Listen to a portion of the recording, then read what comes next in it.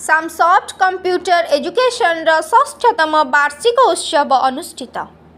खलिकोट स्थित सामसॉफ्ट computer education षष्ठतम वार्षिक उत्सव अनुष्ठित हो जाइछि।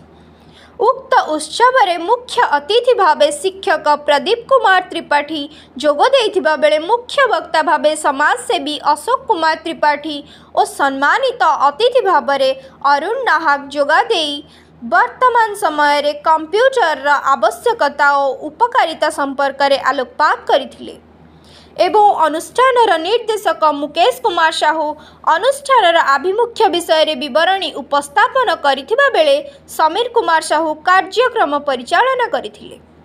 प्रतियोगिता रे अंशग्रहण करथिबा कृति शिक्षार्थी माननकु पुरस्कार प्रदान करा जायथिला एवं परिशेष रे सांस्कृतिक कार्यक्रम परिवेषण करा जायथिला।